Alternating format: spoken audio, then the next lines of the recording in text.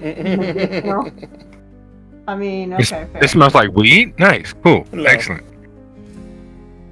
All right. So, hi, folks. Once more from the top with a feeling. That feeling is a combination and bastard child of dread, foreboding, excitement, exultation, and the undeniable appreciation for the power of roleplay. That's what we're here to do. We are to plumb the depths. We're going to sink to the bottom of the Marianas Trench and we're going to dig deeper. We're going to go farther than we have, longer than we have, in as short of a time as possible.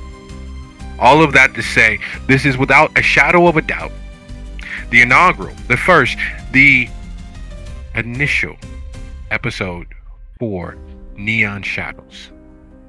Now, to set the stage, as it were, imagine we find ourselves in a grand theater of entertainment of the past, a show house, a theater, a movie cinema that harkens back to the Art Deco period of the early 1920s. There are curtains as thick and heavy as sails upon the ships of old. There are sconces filled with actual gas powered lighting. There is an honest to goodness band and orchestra at the front of the theater. The stage smells of wax and sweat and all of the magic from all of the stories that we've ever had the opportunity of listening to before. And the lights begin to dim. They go from that slightly bluish tinted violet red to a warm gold. There's a murmur as the seats are jostled as men begin removing their coats, ladies begin removing their mink stoles and shawls and settling into their seats. Legs are crossed, glasses of wine and soft beer are held in warming hands. There's a small perspiration about us because the excitement has had our nerves going, and the small buzz from the alcohol is working its magic. And then you hear the strings start. Just a warming note, a subtle drone as the bow is drawn across. Then there's a small thrum as the drums warm up and test how tight they are. The excitement builds, and the curtain begins to raise. We don't notice it at first because, well, it's a little darker than usual. We're not used to being in this close proximity to this many people in the dark. And part of our lizard brain from generations upon generations knows that this amount of people together in the dark makes us prey. It makes us endangered. The light that has kept the monsters at bay are gone. And so that little small nothing voice from generations that lived in caves, hid in trees, and otherwise found things to do with themselves when there was no light from the sun. The stars overhead only the treat and pleasure of the brave willing to be out in the dark alone. And while some of us carry those genes, most of us, the survivors of those peoples, were those huddling around a small ember of heat in the darkest portions, as quiet as possible. Because out there in the dark were things that fed on us and everything that we love. And here we are generations later where every house, every home, every domicile is filled with things to light the dark, to lead the way. We even carry them in our pockets. So that little voice is whispering to us from millennia ago. And there's the excitement because we paid to be here. We are willing to risk it for the opportunity of seeing magic. And that's what stories are. Magic. So as the curtains raise and we realize that it's about to start, in that moment is where we begin. Because the kindred that we have donned like a well-worn pair of jeans or a custom bespoke pair of gloves, feel that excitement too. But for them, that excitement is a constant because they live in the forever night of a promised immortality, especially here in Hollywood, Florida, smack dab between Fort Lauderdale and Miami. Much like the entirety of the state, both of those places, including Hollywood, as part of both and separate from both, divisible unto its own self, depends upon the ill-gotten, purloined gains of tourists, visitors coming to see the ocean for the first or 17th time. It depends on the life's blood of the capitalistic commerce to continue existing. And like both, and as unlike both as you can possibly be on the far other end of the spectrum, because it is one of its own, it is divisible unto itself. Hollywood, unlike Fort Lauderdale, unlike Miami, unlike 96% of the country, was planned, plotted, and constructed before humans inhabited its space. Its Broadwalk, its main thoroughfares, which are in fact the expressways that lead to both Fort Lauderdale and Miami. Its poorer districts, its wealthier districts, its commercial town center, all of which, down to the very brick, have been plotted, planned, mapped out in advance of any humans inhabiting the area. There are tons of gossip and rumors that you've all grown up with, grown dead with, and exist in close proximity to, rubbing elbows with on the daily, well, for you all, nightly basis. That there was and is something intrinsically mystical about the place. And unlike New Orleans, Chicago, New York, Seattle, those places, those cities that are built upon themselves like rings of a tree, the mysticism and supernatural rumors of Hollywood were there from the very start. It is not the ghost of the past. It is not tapping into what has existed here, the humans that lived, bled, died here. From the very beginning, there was always something afoot.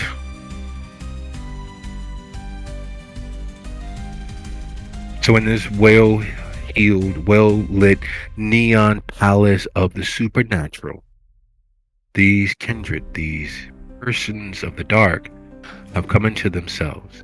They lived here, they died here, and there are still secrets and truths hidden here that affect their nightly existences.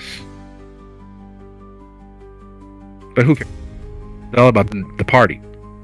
While not a party capital of the coast, not a party capital of the world, Hollywood is that place where excess is, well, breathing. And there's something about the close proximity of everyone. Not that there's not space. There are. There's still vast tracts of space where buildings could be erected. Towers to the god of the land, the almighty dollar, could be erected. But they're left open. They're left vacant. They're left undeveloped. Some would say it's simply because of the market drying up and the housing boom. But those in the know understand that places like that, here of all places, were planned for. So we pick up tonight. The kindred rising. Though for them, no time has changed, no time has existed since they blinked their eyes. And it was last night. They blinked their eyes, and it's tonight. Because for them, like every kindred, it is always tonight. No time passes. And immortality spent in the exact same hour, the exact same minute as every other night is what their life is like. So, from the top, starting in anti-alphabetical order, Let's start with your evening ablations. When you blink and it's tonight, as it always is, what are your first steps? Starting in anti-alphabetical order, which would be Lorraine, Kyra, Kara, Fred, Fortune, Devin, and then Alex. So, deep breath, dive in. Yes.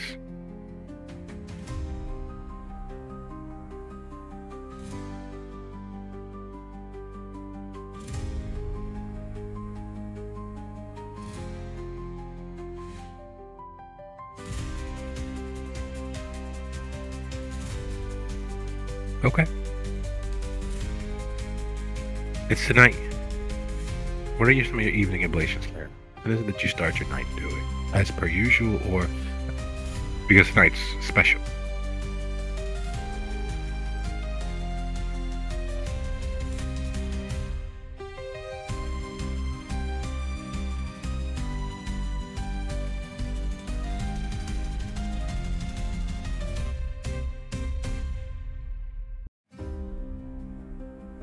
There, did we lose you? Tech difficulties? Hey, look, there's a mute button. So Kyra wakes up in the dark.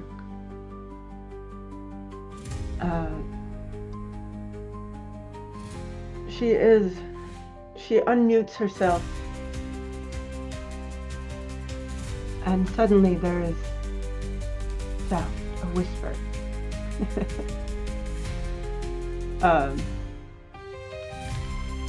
She extends her senses to make sure there's no danger around herself.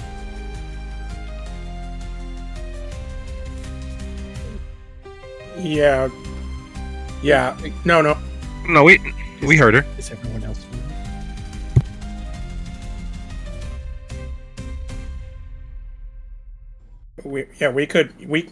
We could hear her.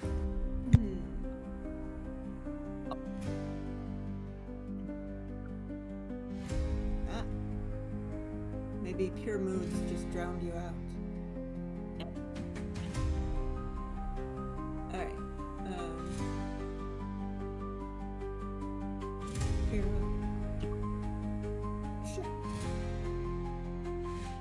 So Kyra wakes up in the dark.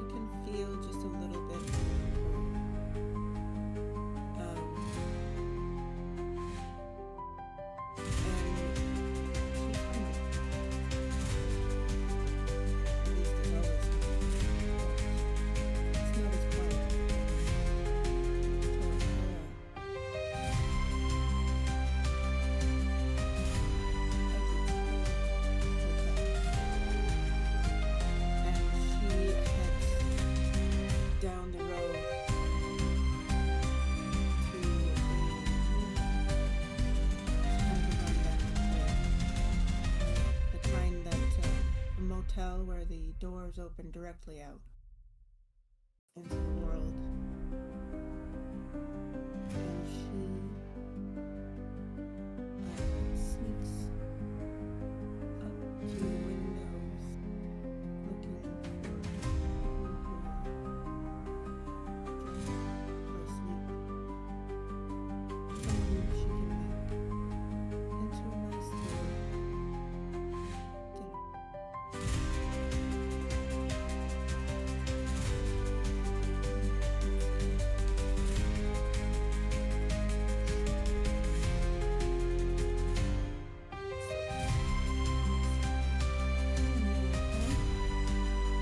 What's the half of her predator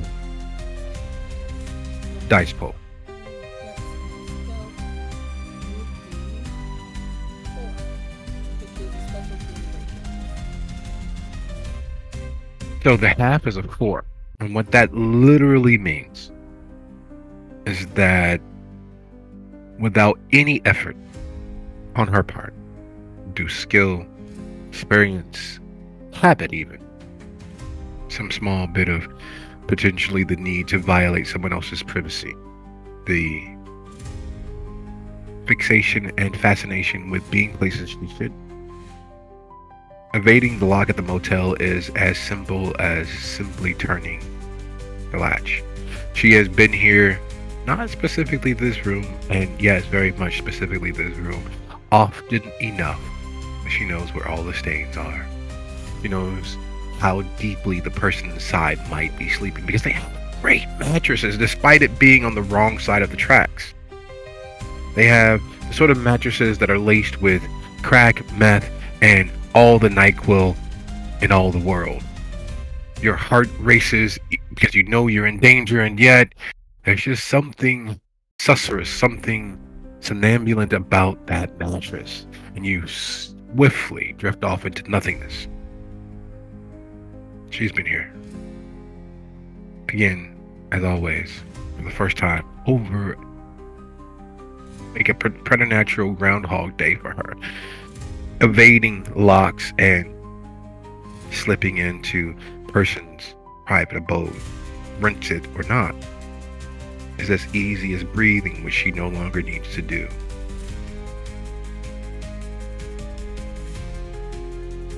As Kara, or did you say Kyra? Which would you prefer? We will lock that in. Long A, Kyra.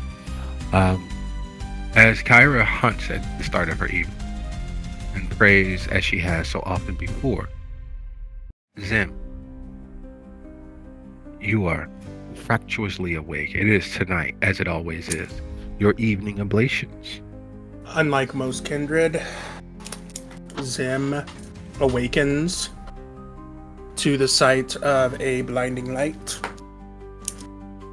It is the county morgue where his retainer Jacob is waiting for him to awaken. Wakes up feeling a little bit of a stir from the beast. So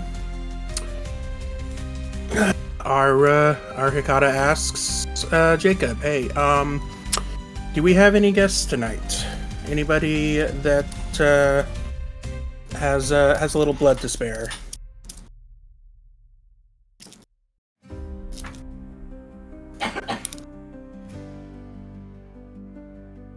So Zim is there's utilizing no his herd. Does he have herd? Or asking if any bodies have been what brought he's into the morgue aiming today.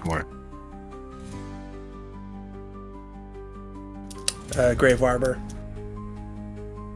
What's Zim's predator type?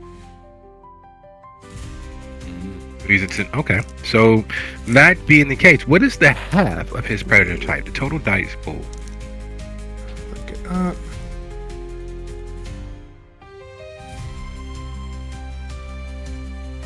Resolve plus medicine.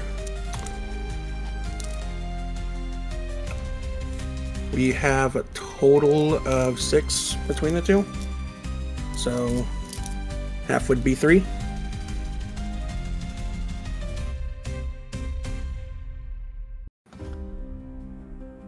So while not as preternaturally gifted at the act of robbing the bodies that have been brought in for various crimes, usually, unfortunately for Zim, over intoxication.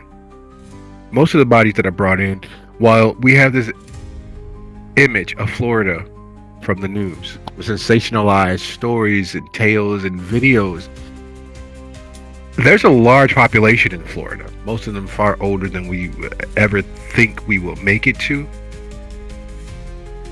And the greatest prevalence of deaths come from the overconsumption, be it sildenafil, Viagra, Cialis, Jack Daniels, a little meth, some crack, some weed, some.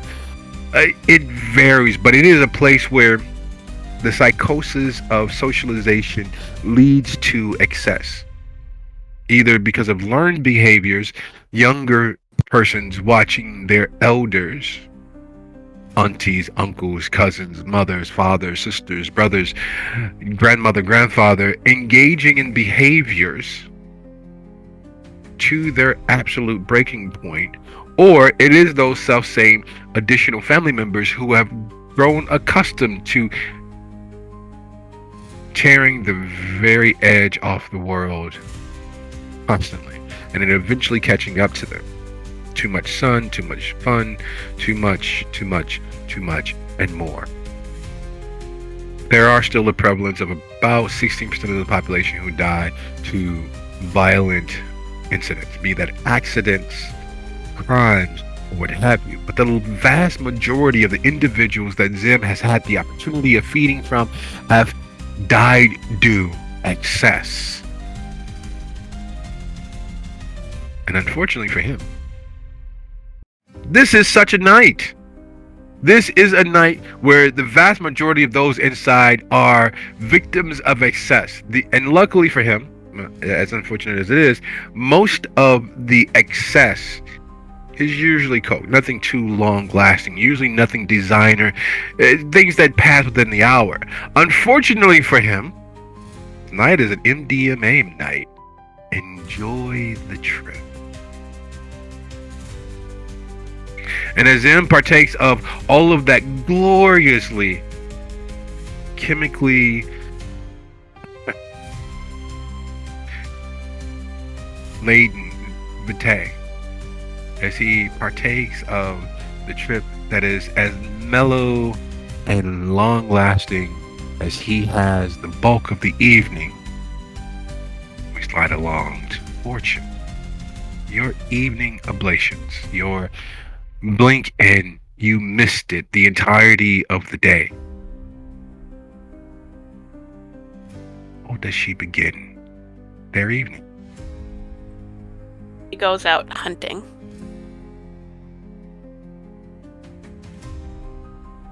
Nothing like starting with a little bit of bite, spite, fight. How does Fortune go about obtaining her nightly sustenance?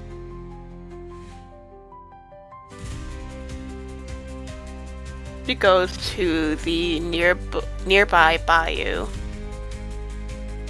and hunts very violently.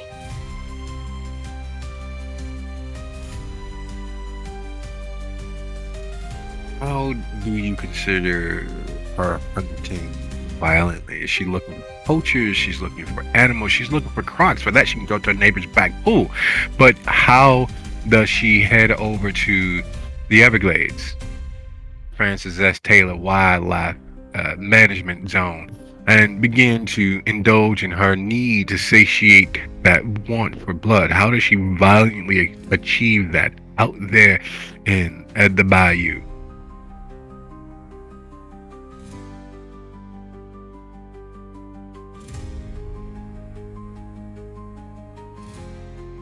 Like a very deranged wild bird, crouches from a high altitude, probably a tree, and swoops down. Not literally, mind you, she doesn't have wings, but swoops down and brutally murders any human thing with blood.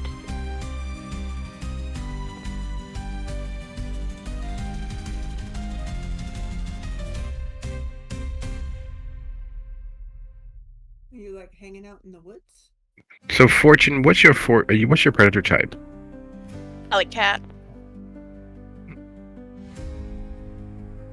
What's the half of your predator type dice pool?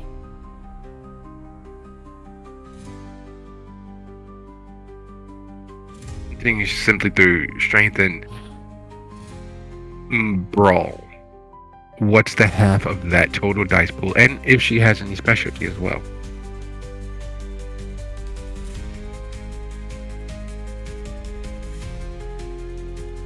So it's just like her brawl and any other like relevant fighting stats.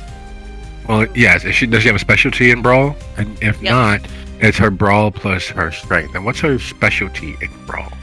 Is it Brawl. applicable? It's grappling. Okay. All right. That can be applicable. We'll say that it is in this particular case. As she leaps into the fray, what's the total dice pool, and then cut it in half, including the specialty. So you would add the total of her brawl plus her strength plus her specialty, and then divide by 2.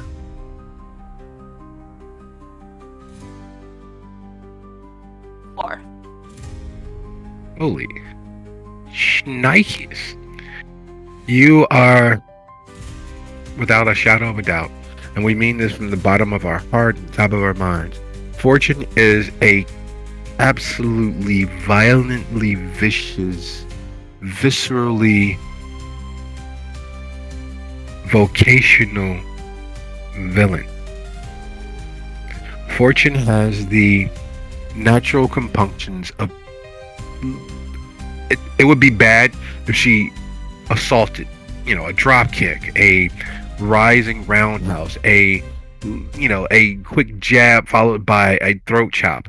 Something that would look cool on a video game, maybe in an action movie from the late 80s. No, that's not what she does. She doesn't pound. She doesn't strike. Her strength, her bristling, rippling muscles, she strangulates. She, without any exaggeration, she wrings the life out of her victims so often that it comes secondary to her. It's second nature. She does it without thinking about. Someone approaches her, she has to restrain the habit, but she's already mapped out how to get her hand around their throat, make sure that their arm is pinned, take them to the... Oh, wait, no. She's just asking me the time. Okay. Breathe. When someone hands her something, it is a moment of pause and silence because she's not sure whether she's going to crush the life out of whatever lands in her grip. Her grip is a thing that would, if she told anybody, if anybody watched her long enough, would be the stuff of legend. She is a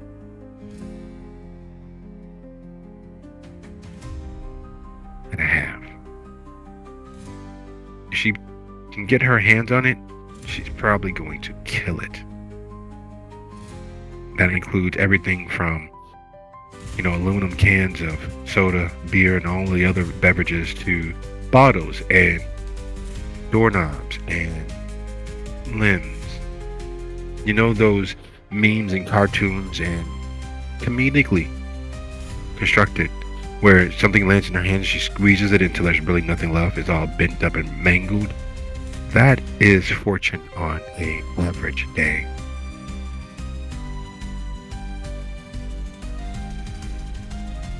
And as Fortune hangs on to life with all that she is worth, and it is worth quite a lot considering her strength and her skill and her vocation of doing so, we slide along to Devon. It was yesterday this time. Of course, yesterday is just a concept created by mankind to further impose a reason to prosecute the lease on life that is allowed for those who don't have the money to say fuck it to everything and everyone else. So Devon's night, where does it begin? What is she got? First thing, getting up. Kind of stretching, taking stock of the things in her house, making sure everything is quiet like it should be, nothing's amiss, checking the locks on the doors, perimeter check, basically. Then it's reaching out to contacts to see if there are jobs for the night besides this party thing that's supposed to happen or whatever it is. Making sure payments that were supposed to make it to her have been paid. So she pulls up the laptop and starts checking her income and outcome sort of situation, the emails and the like, before she does anything else, to get her head straight for whatever might go on tonight.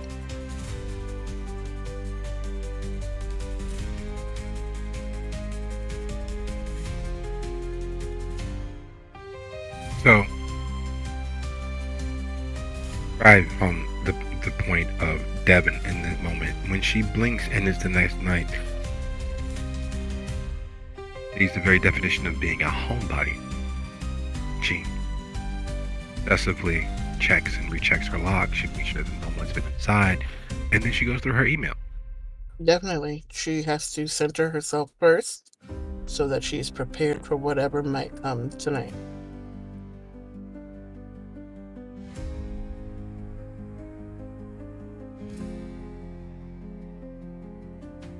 So as she engages in the correspondence that is most problematic, she opens up her email, and then there's that usual one that's always there.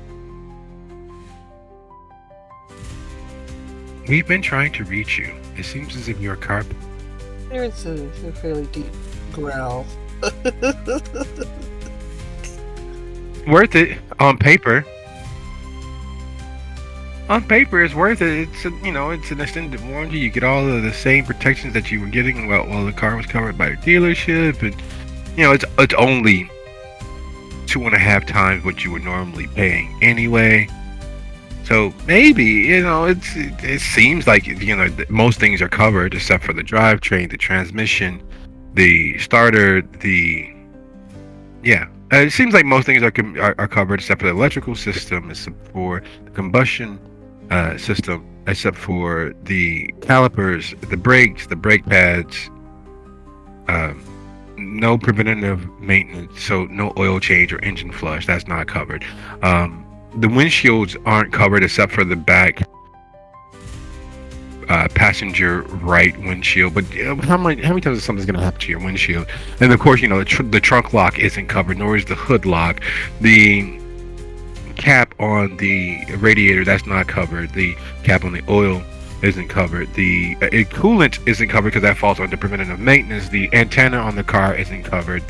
Any cameras that may or may not be on the car aren't covered, as well as the sunroof, moonroof, sky roof that isn't on the vehicle but is registered to that sort of vehicle to have it, so that's not covered either. The interior of the vehicle, of course, isn't covered, nor is any of the things that are operational for the inside of the vehicle. So no locks, no handles, the upholstery that covers the armrest on the inside of the car, that's not covered.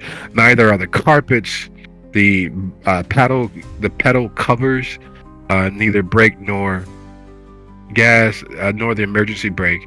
The knob for your shifter on the transmission, that's not covered.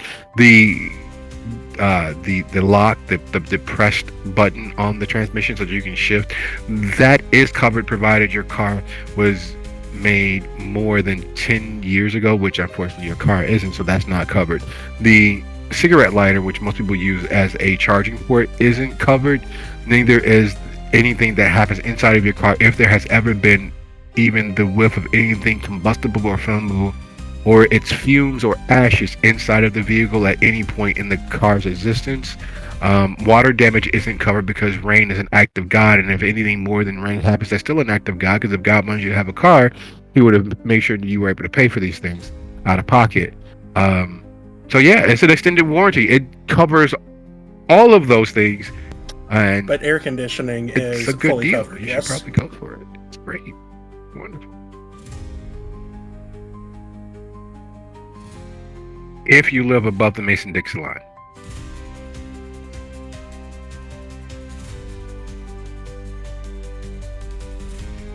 Well, you can move.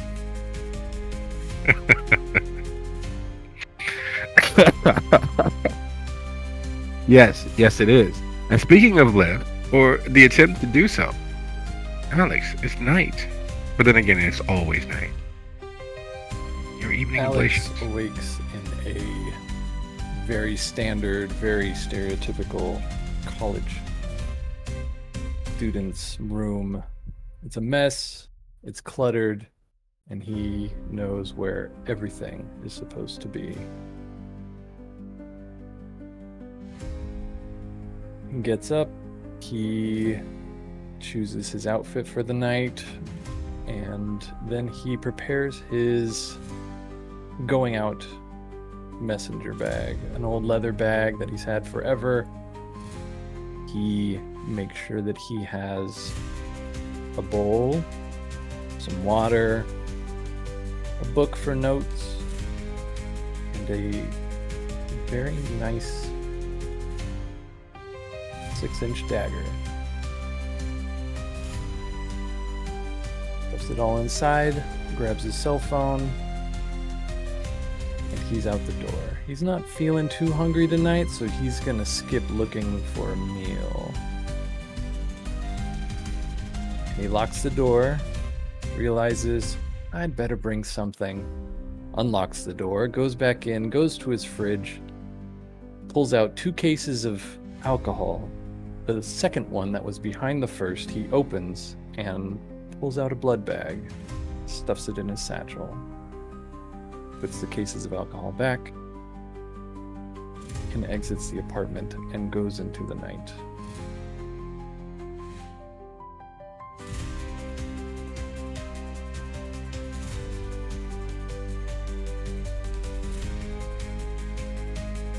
Charles has a song, Night and Day. I mean, Kid Cudi has another that's entitled Night and Day, and they're vastly different in terms of tempo and beat, but the same. The party begins once the sun is no longer in the sky. The night comes alive. There are opportunities for happiness that can result because of them. And so too we turn towards Lorraine. Wink.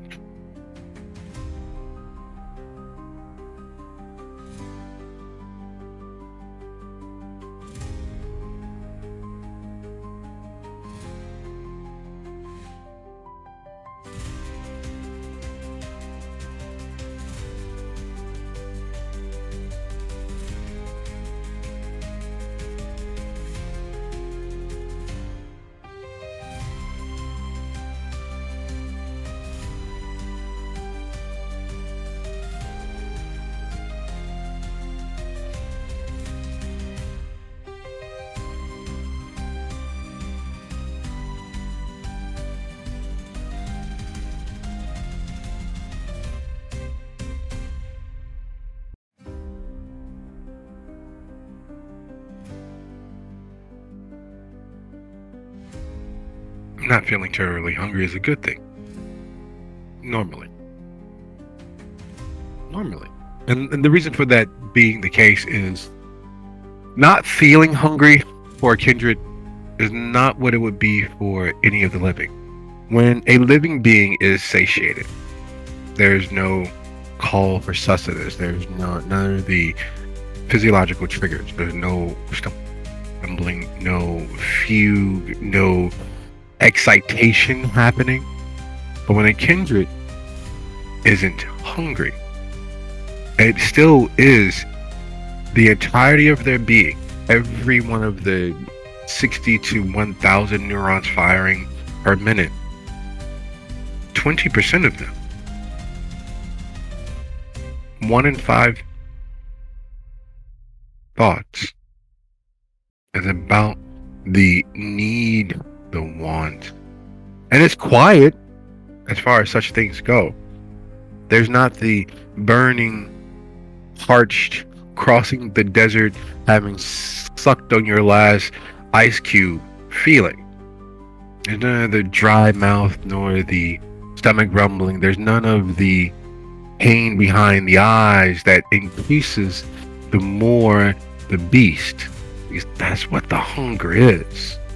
It's another soul encapsulating all of your moments of doubt, fear, guilt, lust, anger, rage, all of the feelings that have you interact with the world in anything but your best.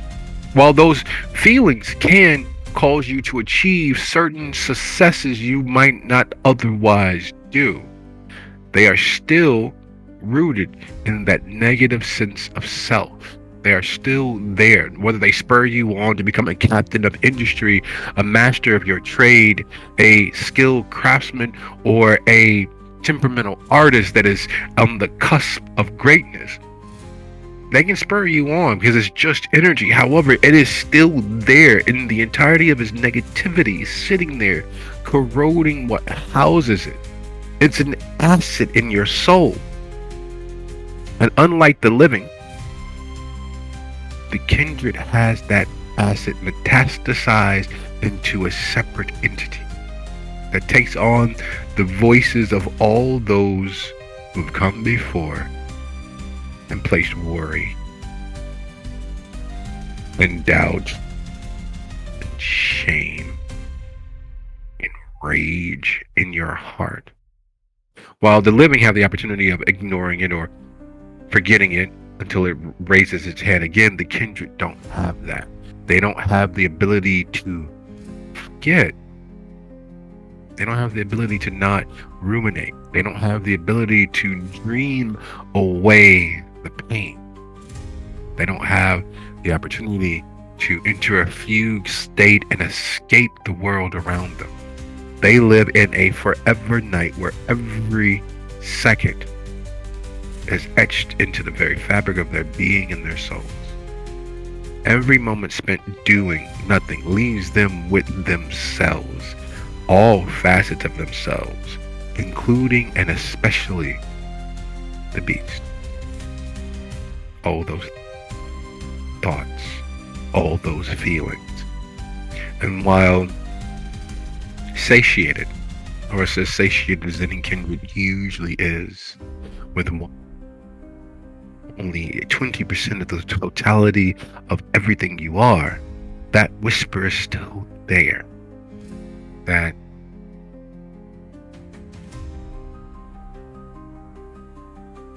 no, your left eyelid is darker than your right.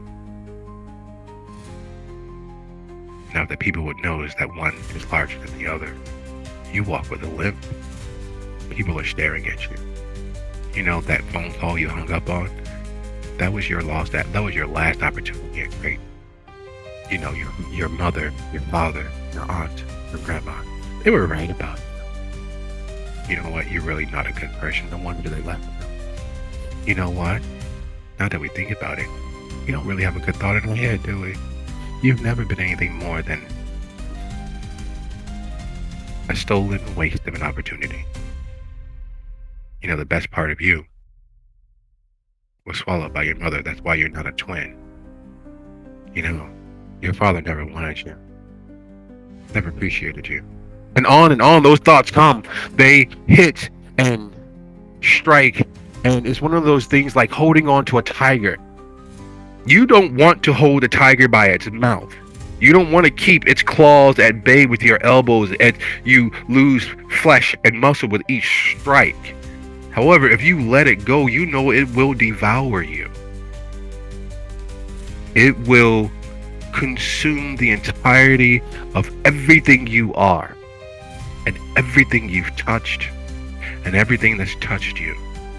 So you hold on to that tiger, that beast, that hunger with everything you have, because the moment you take your eyes off of it, the moment you stop staring into that maw, the moment you are left alone and you get busy with something else besides tending those moments, it will consume you, the entirety of you. It's always easier to hold on than to fight back for control.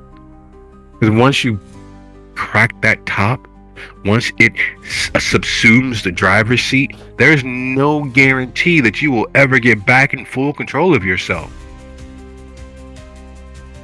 All of that to say, it's nighttime. The parties are happening across the entirety of Hollywood.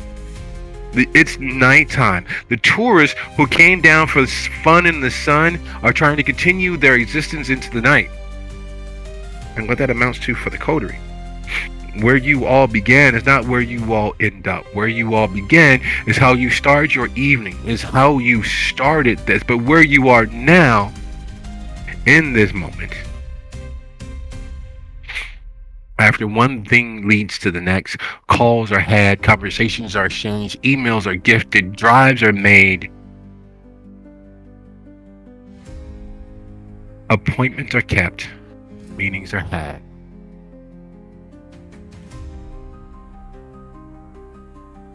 On the, so I can give you the actual address here. On the southern end of the Broadwalk, down by Allendale, not far from the Beachwater Tower, not far from Brazos Hollywood or Itaru, the more sober places on the water. You've all been gathered. Calls have been made. Conversations have been had. For whatever reason, which you all will tell me in your time, you all find yourselves at the Diplomat Beach Club. There's an opportunity that you all can't and haven't turned down. As we cycle through, and each person is able to give us a reason how they got here, how they heard about this opportunity, and how they arrived here, we will continue on. So, normally we assign an order, anti-alphabetical or alphabetical, but this time, because it is one of those where your resources, your associates, your friends, your retainers, whoever it was or however it happened, got you here. And Diplomat Beach Club is a center of power for various members of the small council of Prince Bogach's leadership. Specifically, the ambassador, Vinny. This is his digs. This is his place of operation. This is where you find him, or he can be found to have certain things taken care of or not taken care of or not pressed against you or what have you. This is a place where the kindred in the know, which means everyone who doesn't have any standing, would come to work their way into Prince Bogach's good graces through the ambassador, the new acting seneschal. The opportunity that lies before you all is one that has you travel from your various places across Hollywood to here. And with that in mind, with that stage direction before us, where you began, where you started the evening, where you always start the evening, adds up to arriving here. So in order of inclination, how did you get here? Inclination, so whoever has an idea first. All right. I would say Yes. Alex checks the mail as he's leaving and finds a letter. He immediately recognizes the writing on the front. Takes it to a secluded corner, tears it open, reads the short message that he should make his way to the address. There is an opportunity that will present itself.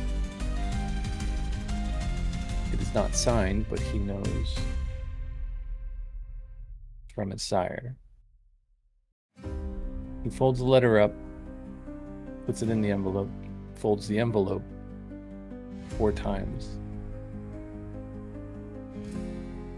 lights it on fire, and waits for it to burn to ash outside in a dark corner.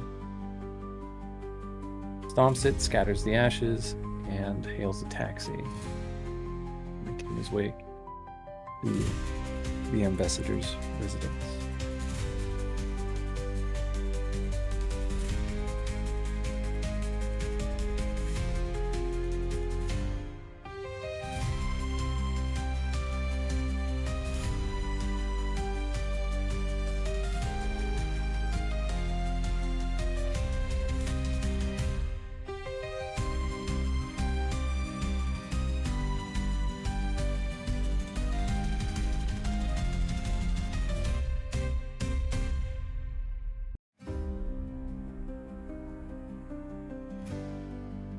Okay.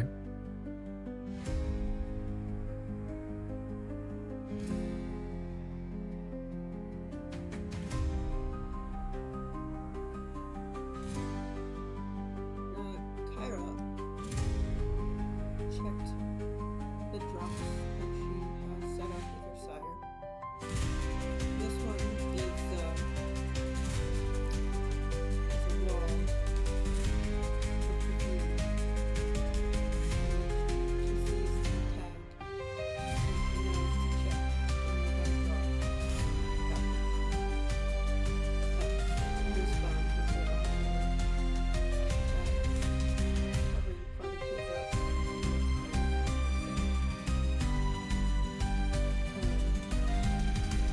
in the drop, she finds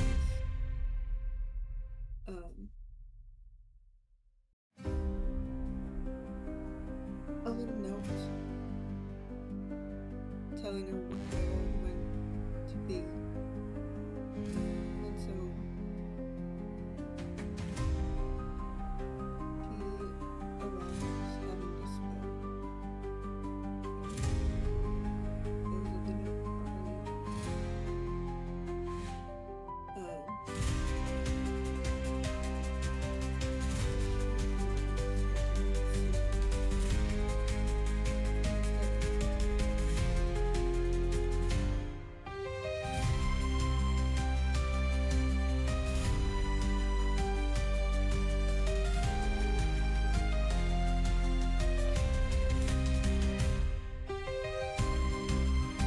Hey, I guess in the course of Devin checking her email, she gets a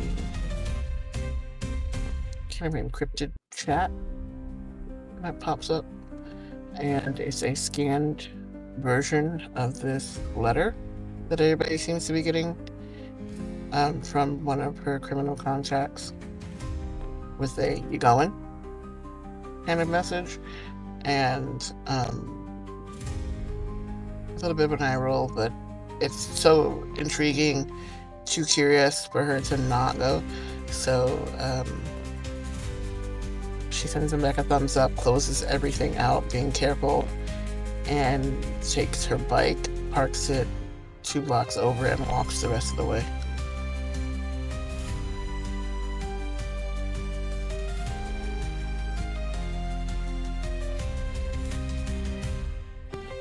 So Zim finishes his wake up ritual and realizes that due diligence was not done on these bodies, and he's feeling a little funny. He had tours planned for tonight, and he's going to unfortunately have to cancel them lest an accident happen. Fortunately, his retainer is in the know about this grand event happening at the Diplomat Beach. So he decides that instead he will not waste this night, and will go see what kind of knowledge he can gather there. See what kind of people he can meet, and perhaps come into some good graces with this acting seneschal.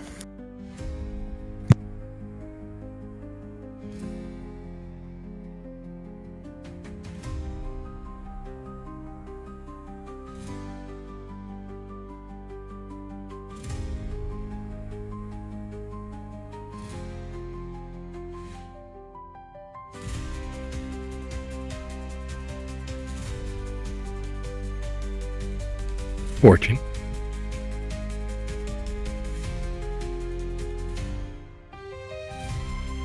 Fortune hears a knock at her door.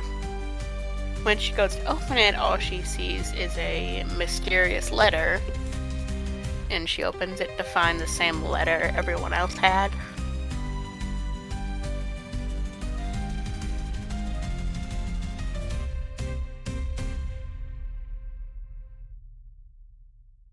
And so she just arrives, or is there how does she get across town?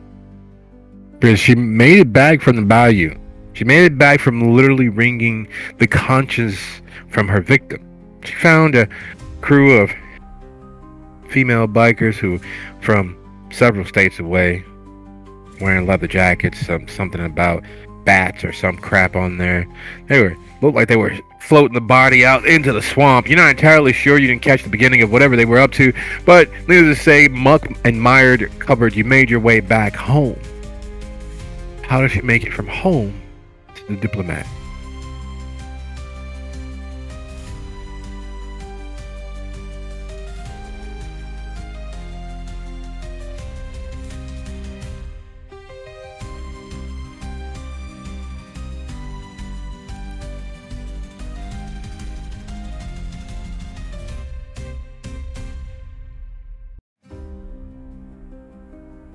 She gets a ride from, let me see, Velma. Who's Velma? She's a contact that both me and Devin have.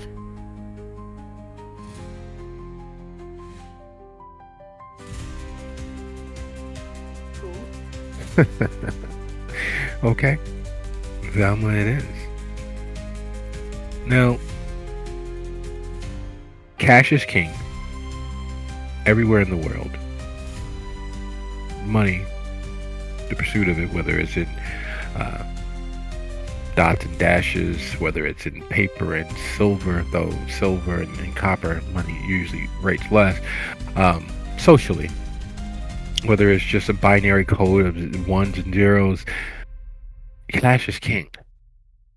Money makes the world go round, especially in places such as this that are built atop, dependent upon the lifeblood of capitalism itself. The exchange of as little as possible for as much as possible. Hollywood is a place that perfectly embodies, like every other tourist trap, like every other commercial center that depends on strangers parting with their gotten gains, perfectly embodies what it is like to be a kindred. An endless void that can never be filled. And even in the theft of drops and drams that barely would make a shot, each is taken as a supplication, a oasis in the desert, a bit of paradise, no matter how little, and especially the fact that there can never be too much. So as you all make your way to the diplomat, expecting without a shadow of a doubt to be summoned before the personage of personages, good time Vinny, who has managed to work his way into the good graces of Prince Bogach. That's not at all what you all have the opportunity. Your letters, your invitations, your word of mouth have you all arrive to the now closed restaurant, the captain's quarters. It is an elite luxury restaurant that normally takes about minimum, if you have, a six-figure income, 3 weeks to get a table at. But the captain's quarter is closed for tonight. As you all make your way through the hotel with all the sun-oiled, SPF far too little wearing, moneyed nouveau riche of influencers and OnlyFans performers and the Twitterati and all of the self-surveilled in a multiplicity of ways personages who gain their daily bread from the extortion of their fellow consumers' attention. Those who turn the idea of being perceived into financial gain. Those who demand to be noticed, to be long enough to be noticed again. Those who crave the unblinking eye of all of their devices. And there are several. You, one separately, together, walk past several of the persons gathered in and around the hotel lobby and out front, walking with one device in the left and another in the right, talking to themselves, but not talking to themselves, talking to tens, hundreds, thousands, and more individuals out there in the ether. Their ensembles vary from classically inspired to barely there, daring. But the fact that they have the money to be here to diplomat speaks volumes. So as you all make your way through that mass of persons, find yourselves at the captain's quarters, expecting that person you are here to meet and greet would be Vinny. You are less than pleased. You are let down some. Because while powerful though he is, while influential though he is, the last person you ever kind of want to be in an unsafe space to be able to use the fullness of your disciplines to extricate yourselves from is Dusk. He's leaning against the closed sign of the captain's quarters. His multicolored jacket, ill-suited normally for the living at least, ill-suited for the humidity of the world at large, perfectly suited for a kindred who, like each and every last one of you, needs the warmth, is as close to feeling, is as close to being alive as you get. The heat, the humidity, the warmth, the sheer unadulterated blessings of warmth, because your body, even blushed, even roused, even blending in with the sheep, doesn't generate heat. You don't have an actual honest to goodness circulation. You can fool some doctors, some nurses, some persons who are aware of such autonomic responses and physiological laws, but it takes an effort, it takes energy. And if just absently being yourselves, unroused and unblushed, you're cold. Your body doesn't hold the heat. There's no energy in and of itself being generated by your physiology. The colder it is, the more comfortable you are. Even in Florida's present 82 degrees and counting the humidity, 94 degree weather, it's still like fall for you all. It's still sweater weather. It's okay wearing more than one layer for you all. And he doesn't seem to have any shame in announcing that to the world as he leans there with his dad's bod 3 sizes larger than one might expect. Because as everyone knows, or is partially aware of, Dusk is the most respected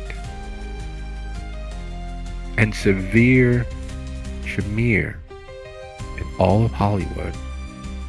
You've heard people call him Regent Esposito, but you all know him individually and together as the sheriff. the last person you want to have any hands, finger, or appendages tied if shit hits the fan.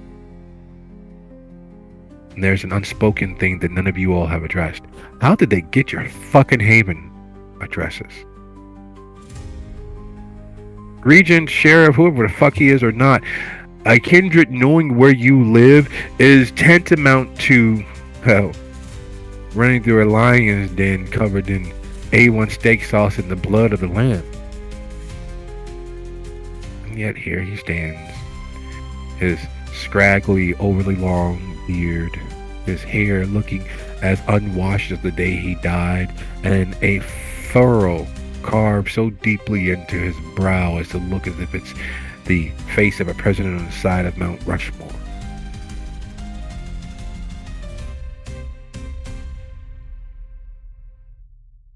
Yeah, glad y'all didn't keep me waiting.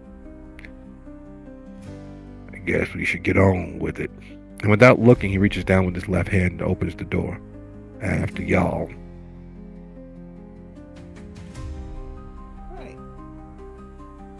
Right. All right. Thank you for. Yep. Yeah, as soon as Alex sees that he's there, he gets very closed in on himself. He grips the strap of his bag a little bit tighter, keeps his eyes down, but gives a very respectful nod as he moves in and says, "Thank you."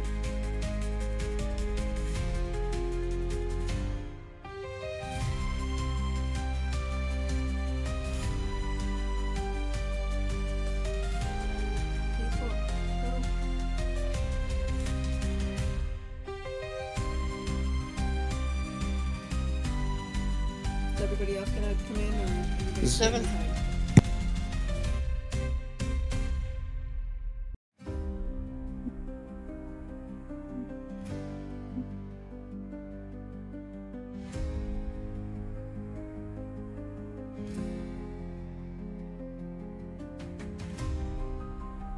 Zim walks in shortly after. Narp.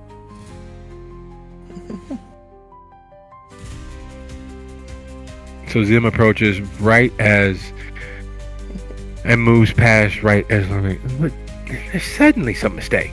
And the only response from Dusk, Sheriff Esposito. Narp. Zim walks in. He is somewhat surprised that he's not meeting who he was expecting to meet tonight. And so he simply greets him. Good evening to you, sir. I can only assume we are here to talk about Lorraine's latest book.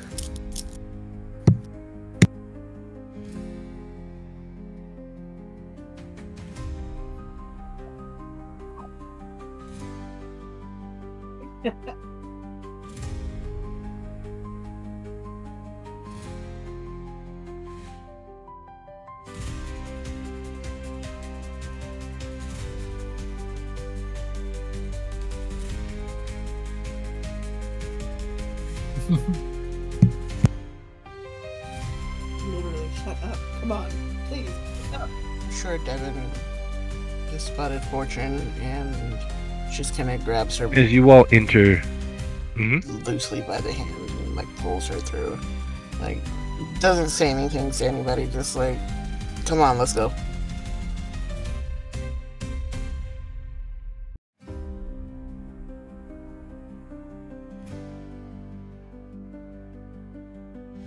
Just kind of non-committedly shrug and let myself get pulled along.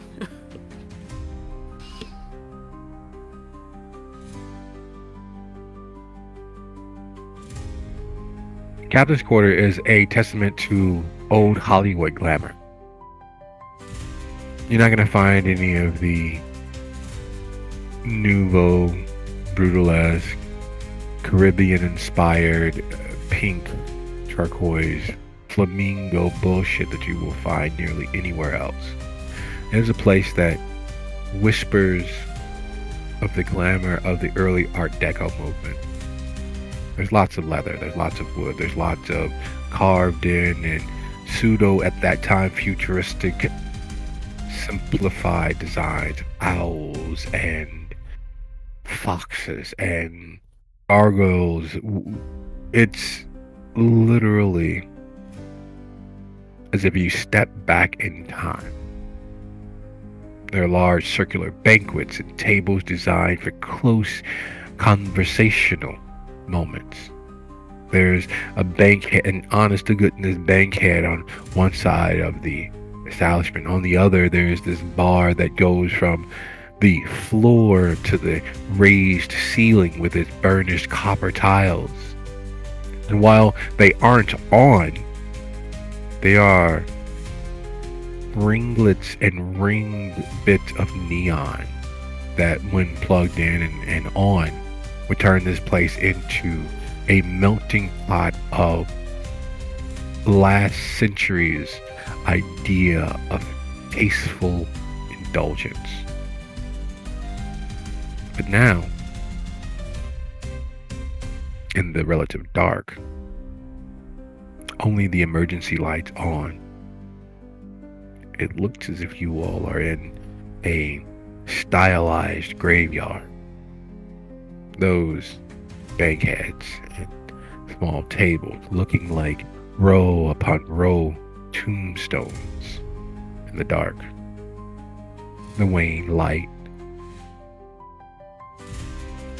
And even though it shouldn't be, and you're sure that it's all just a figment of your imagination, when Sheriff Exposito, when dusk enters and turns to lock the door, the glass, it sounds like huge iron bars clanging closed, as if the gates of hell have, but it allows you entrance just long enough for you to hear that all that have entered should have abandoned their hope in their other pants. Done. Once he assures that the lock is in place, he pauses a second, crouched though he is, locking that bottom metal of the glass door in place, and he rests his hand against it. Does anyone have active I have any sense aspects unseen as a ability? passive.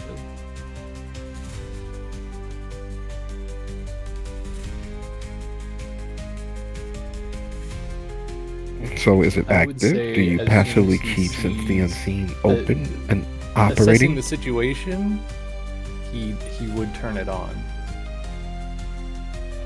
to try and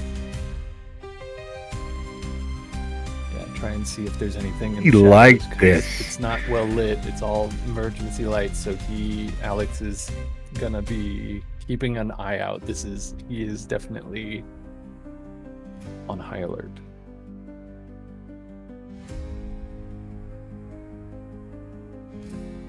So Oh, aspects, but he does have Sense the Beast, which is I didn't do very good.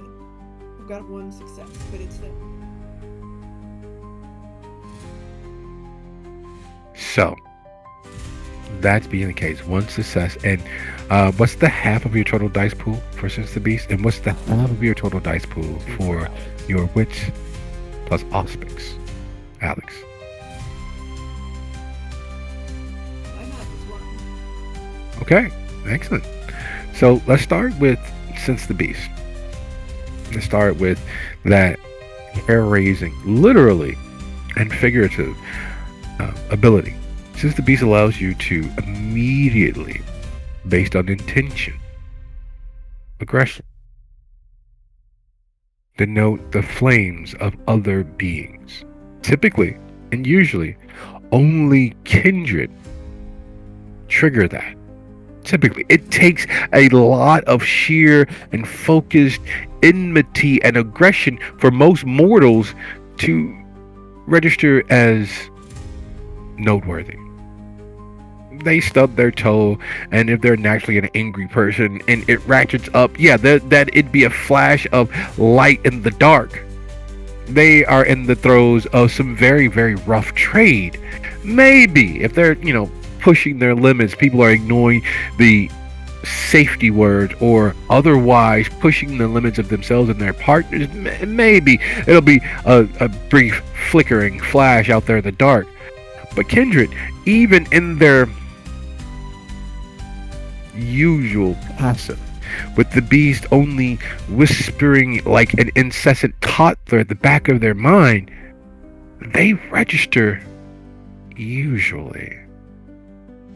You can pick them out like flashes in the dark, little brief lightning flashes that vary in intensity and vary in length. You can feel them around you like the charged air of magnetron. Your hair stand on end and kind of all but pull you in that direction to let you know how close, how bright, and it gives you an alarm sense for the presence of aggression. Gives you an alarm sense for the presence of a beast, whether it's sleeping or not. There are things that kindred can do that minimize the efficacy of that. Being an outright monster, and by that unaffected by the damage, harm, or violence that they might wreak, physically, emotionally, or spiritually. Being completely at peace with what they're preparing to do. It's just Tuesday. Of course, I slaughtered, 3 blocks of people. I do it all the time. It's fine. Being completely and passively invested in whatever they're doing. Yeah, we're just gonna grind this person up because, well, he owes me $40, and $40 is $40. I've done it before. I'll do it again. Like that causes that bright flash out there in the dark to pale. And fear causes it to go nearly transparent, the light that flickers from it. It's always troubling because you can't tell when that light at the periphery of your vision is so barely there. Like lighting a candle in a well-lit room. It's noticeable, kinda, sorta, but just barely. And that's troubling because the person or persons who are there in that manner are so accustomed to great and heinous acts of expression.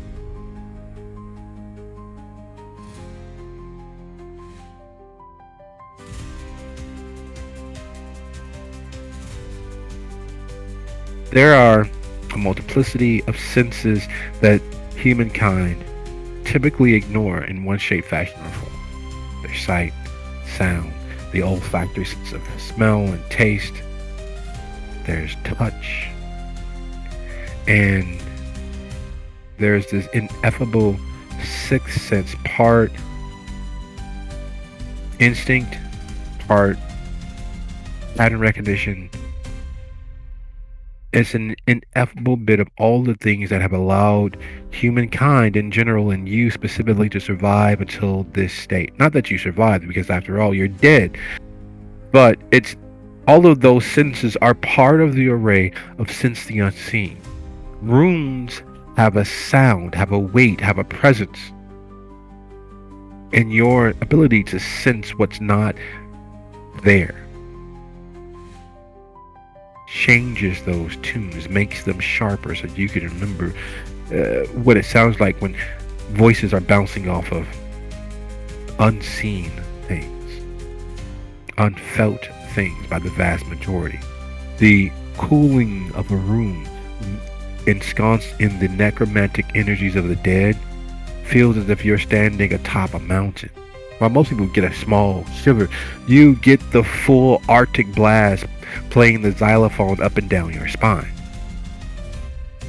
While some people have the ability to see small, flickering, phantasmal images at the periphery of the vision, you get full IMAX 3D of that phantasm, that amorphous, shadowy shape emitting its own dark light. You get it in 4K. That small that others get in haunted places or places where the dead are piercing or at least abutting the shroud around the world, it sounds as if you have your headphones dialed up to 30 with no noise canceling.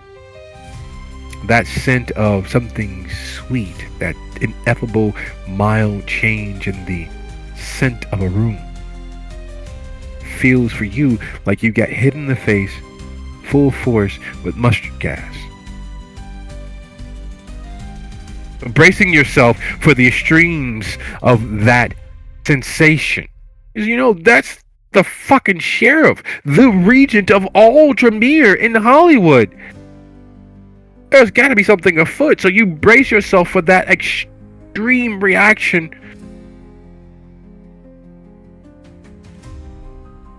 So when it's only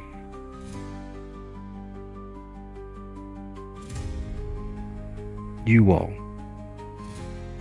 when it's only the entirety of your coterie, the sheriff, and something else small, nearly amorphous, but smelling of patchouli and myrrh on the far side of the room, and the space coming from the kitchen, when you feel the room's sound echoing around you, even though there's no actual echo for anyone else to hear, when you feel that you're a little let down, you're expecting this world and the fireworks, you're expecting the 4th of July, something big and bombastic is sound design by Tchaikovsky, cannons aflutter. So the absence of all of that is a bit of a shock, especially in the place where power uses its outside voice to order drinks.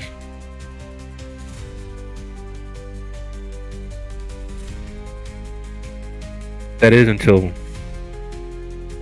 dusk spends roughly 3.5 seconds with his hand hovering over the lock, and the room's temperature raises about 5 degrees. That is until he clears his throat. Yep.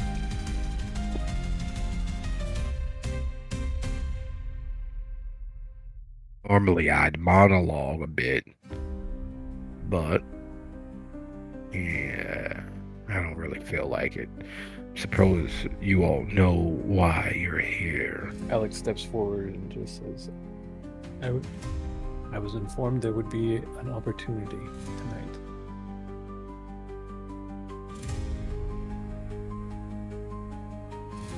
I am judging by the lack of people in this usually very busy establishment, and by the faint scent of patchouli and myrrh from the direction of the kitchen, that something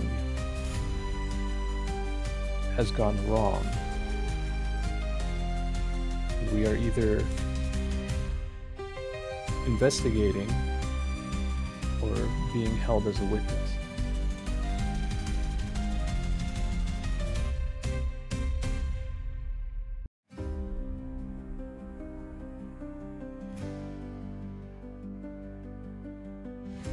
Yep.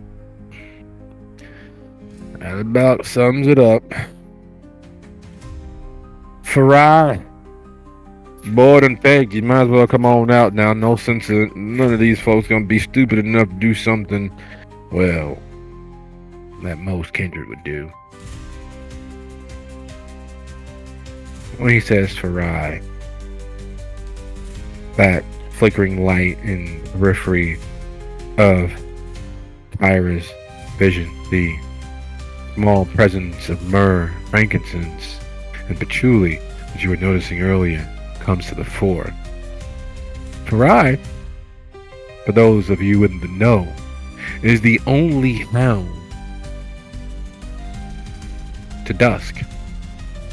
Prince Bogach's sheriff, the regent of the Tremere. Farai, while officially simply a hound, is actually Scourge. I Does would say anyone that know what the Alex- scourge does? Yeah, I would say that Alex knows.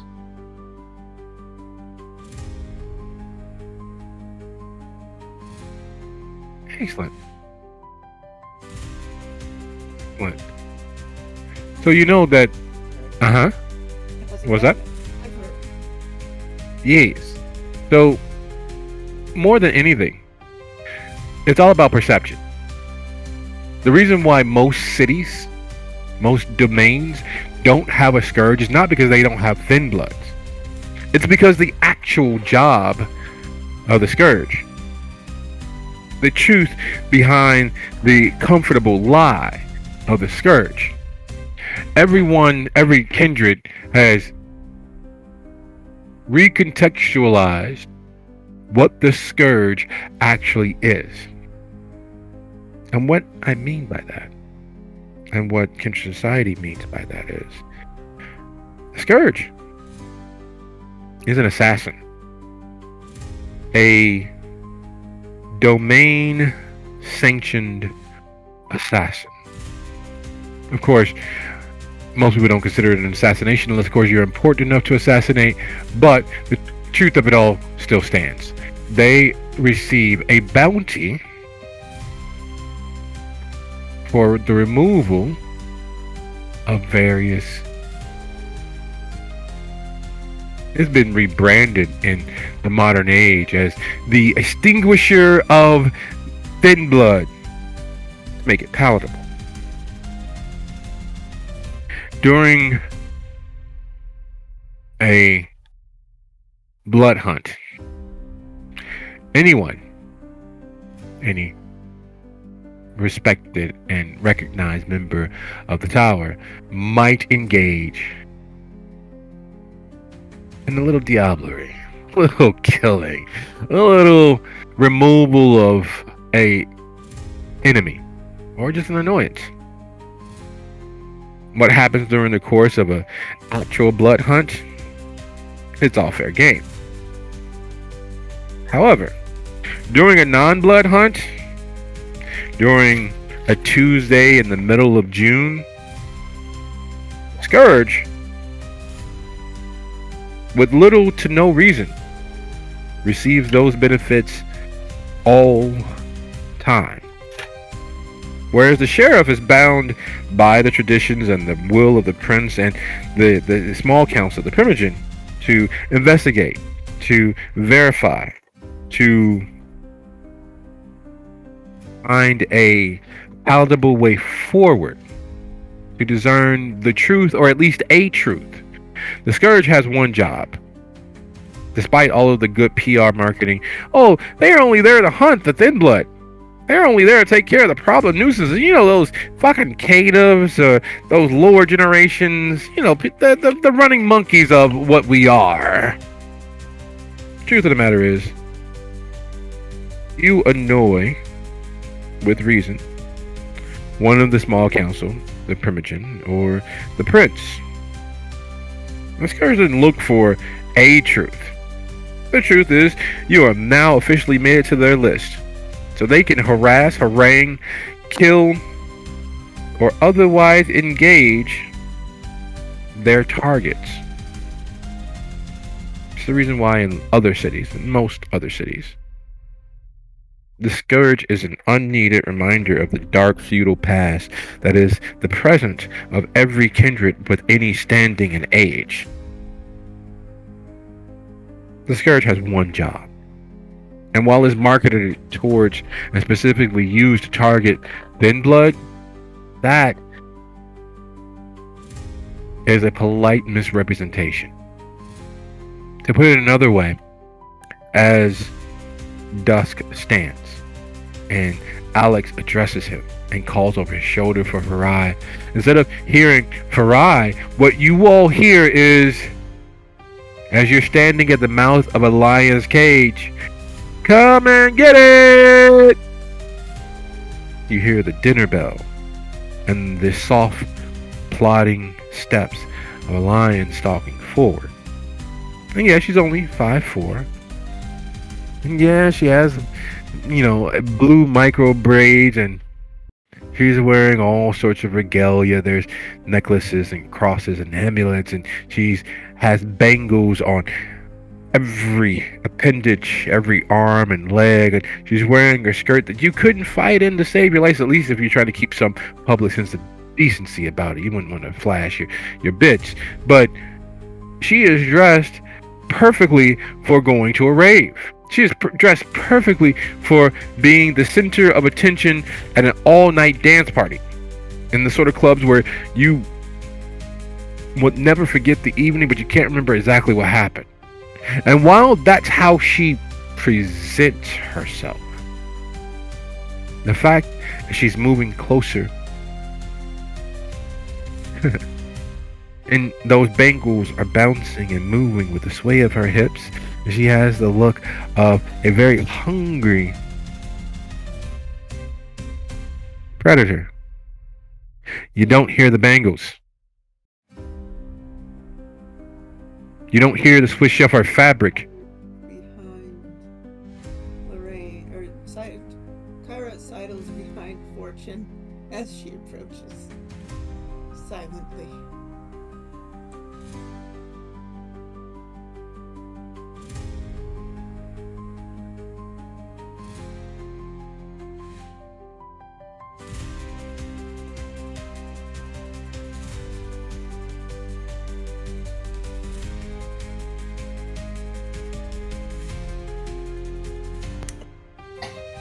Zim's just amused by Lorraine scurrying behind him. Even in his mildly inebriated state, he can tell there's no place to go. Oh, I'm sorry. I'm sorry. We. That's right.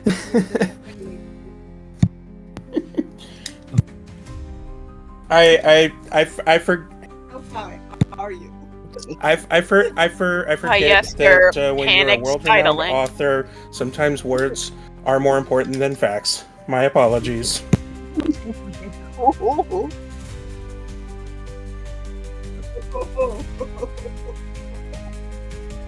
Got fired. I would say Alex is he's kind of adjusted himself so that he's able to look at both Farai and Dusk. Farai and Dusk. And he's looking at Dusk to see try and pick up on what his intentions are here.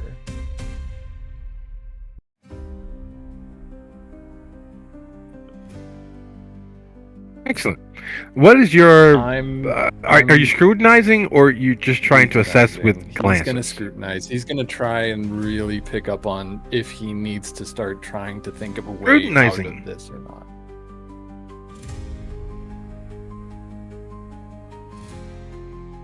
Excellent. Give me a wits and insight. As high as you can, because it is in fact contested. Bait casting rolls.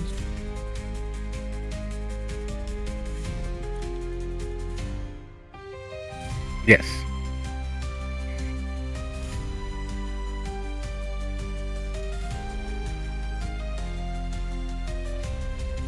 And the difficulty is... So I should put difficulty 3. As high as you can. Minimum 3. Yep, always. Devon's paying attention to the goings on behind her, the movements in the room, but she does not take her eyes off Farai and gives her a silent nod of acknowledgement. Can I reroll? Am I allowed to reroll? Yeah. I need to get back. I need to hope for not a bestial fail. You can if you wish. Nope. Yeah. Yeah, succeed. Succeed if I can. Go ahead and click that mark WP. Hoorah! We are off to the races. And as you nod to Farai, she does the same. She returns the greeting. And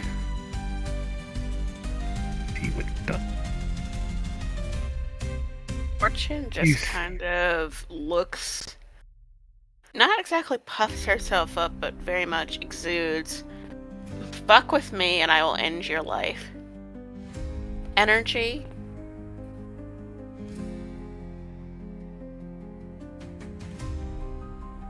Excellent. Would you be so kind to go ahead and roll your charisma plus intimidation? You're the brightest fire in this room, darling. Yeah, I'd say That's why since I'm the fighting beast, with you my can barely see the invisible flame coming from Alex right now. He is scared.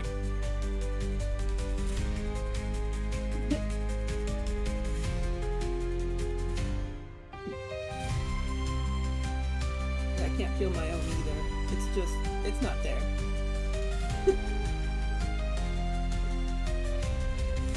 So, as fortunate zoos fuck with me and die,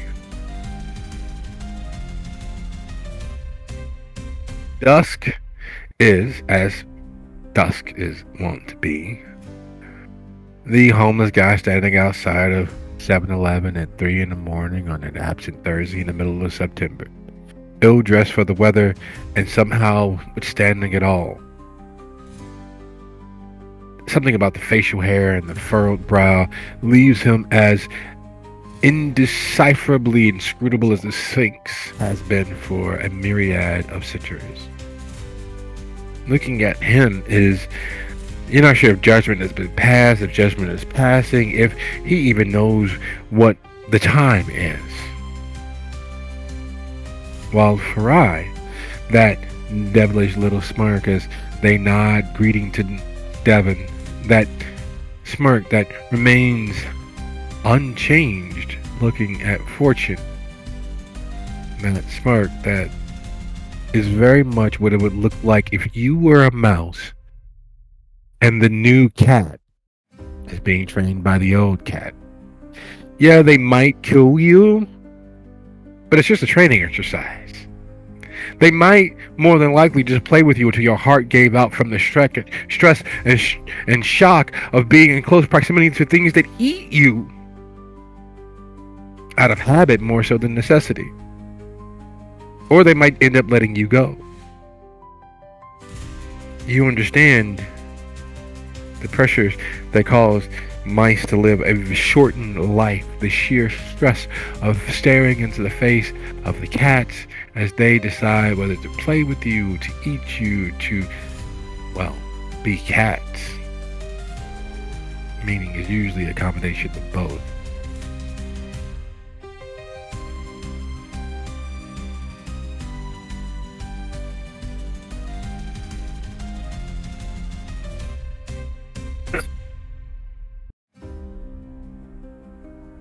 No.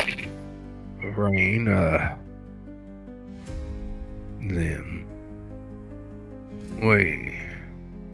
We're very specific. You all received your invitation because I'm sure you are aware things are changing.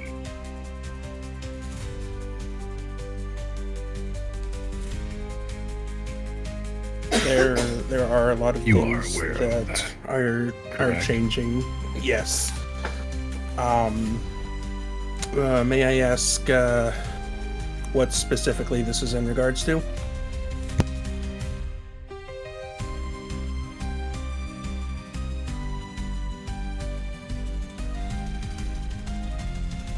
The weather, the parties, the people, the land beneath your feet. Is there something you'd like to impart to us? Or more specifically, something you'd like to hide from us?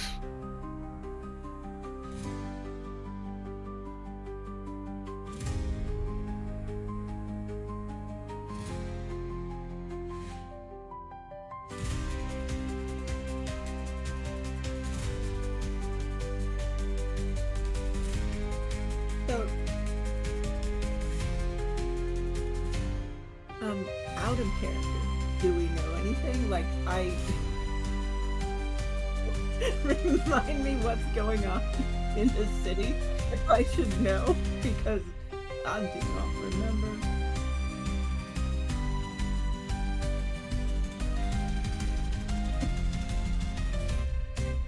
Personally, each individually, Mhm. everyone has secrets. Personally, individually, each of you all have facets of yourselves, facets of your worlds that you don't want touched by kindred society for one reason or another. Each of you individually have done, would do, and might do again things that could be utilized by savvy opponents to figuratively and based on Farai's past literally throw you under a bus. Right, but the situation in the city is this something that we are actively aware of? Yes. The situation in the city, up until recently enough that it's still in the zeitgeist of gossip. Hollywood was the break line for the power manifest of the tower at large. Up until recently, Hollywood was no man's land. It was the DMZ. It was fuck around and find out if you were anything but the tower. That honor is no longer Hollywood's. Hollywood's identity as an embattled city. Hollywood's understanding of itself has changed. So much so that the former seneschal, Evelyn Lazarus, is the former seneschal. Like, that doesn't happen. The seneschal is the most likely to become the next prince. If there's ever a coup, it is usually always helmed by or at the behest of the seneschal, at least if they want to be successful. Yet the seneschal is no longer who it formerly was. Seneschal is Vinny, former ambassador. Hollywood is going through an identity shift and learning itself nightly. Because before, you all had an idea where you stood. Your standing, your place in the world was all but locked in. The invisible ceiling over your head was both your prison and your shield. The only person's lower than you, esteem-wise, reputation-wise, not financially, but just in terms of moving and shaking as far as the city goes, were those that were rumored and gossiped to be anarch, thin blood, caitiff, newly embraced. Your ceiling, your glass box of floating at the mid-range of the bottom portion of the pool kept you from being the smallest fish. It also kept you from being a larger fish. None of that security and safety is there any longer. The city's identity is changing. What Hollywood formerly was is now what Miami is. What Hollywood struggled and pushed and fought to hold is what Miami is. Hollywood is no longer just a baby of the family. Hollywood is firmly ensconced as the middle child in the hierarchy of what's happening. Like all middle children, the pains of self-discovery are rippling through the city. They're causing people like Vinny, the former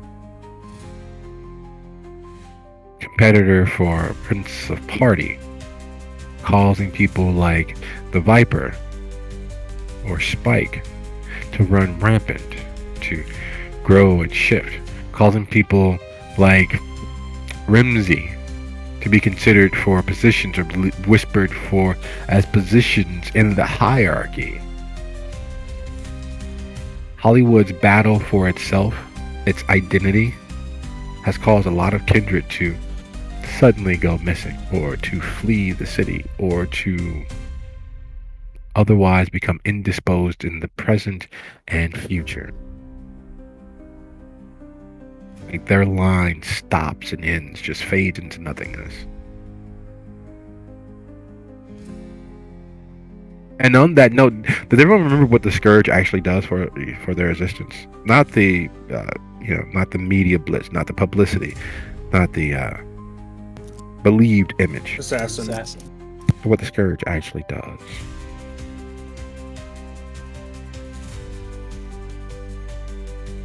Yes. Assassin and party. Yes. To all of the above. And you all are in a closed to the public location, with only the disposable few you trust knowing where you are or where you might be. Some of you all ensure that no one would be able to find where you might be.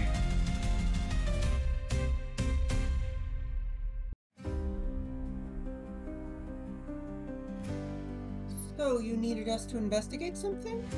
I understand. Nope. Not quite. To put it a way that Farai was loath to, I was not loath to put it a way that Farai didn't particularly approve of. Our seneschal has spent vast quantities of finances, both cash, socially, arrange a party. There's going to purportedly be all sorts of not necessarily the right individuals at this party. We'd like you to go, to catalog, to notice, to keep watch. Because each of you, I'm sure, have heard the news. Ms. Bogach, for the first time in nearly 100 years, is contemplating expanding the small council in preparations of potentially expanding and absorbing North Miami into the domain of Hollywood. For the consideration of either being promoted into a position on the small council or whip to the small council. An offer is being extended to you all who are on the cusp of notice. For one reason, and as he says for one reason, he looks from one of you all to the next and back. A variety of reasons, both commendable and criminal. So not an investigation, a stakeout, if you will, a surveillance. If you all have better things to do in 2 nights, I will understand, but I need a clear, defined statement of understanding. Will you do this favor for myself? Right. In the stead of Prince Bogach, or, as is your right,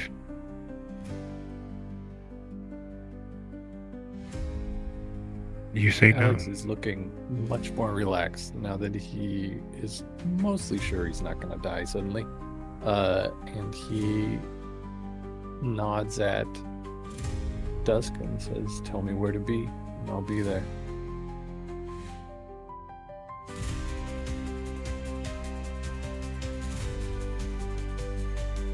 Tonight, you'll have an invitation to here, not the captain's quarters, but in the lobby of the hotel, there will be a gathering space. The seneschal has called in favors and boons and secured staffing both mundane and kindred for the gathering. You all will represent your coterie at this invitation-only soft opening. You will notice, catalog, detail every individual who arrives that is not an accepted and recognized member of the tower. You will keep track of the evening's events as closely as possible. And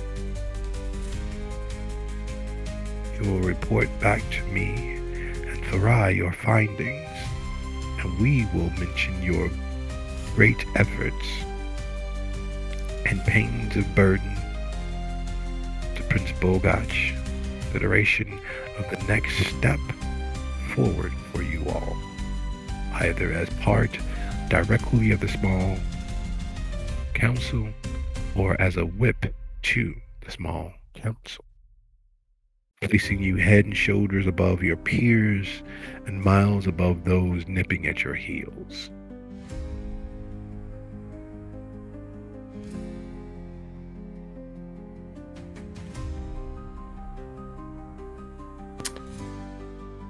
I have dedicated my life and my unlife into preserving the history of this town. I would be honored to take part in the next step of this town's history. I'm in as well.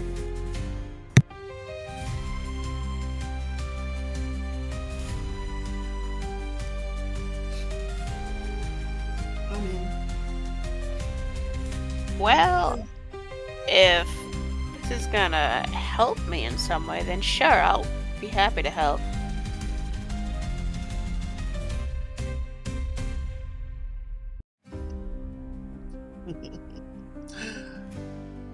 Yeah, I guess I'll be there.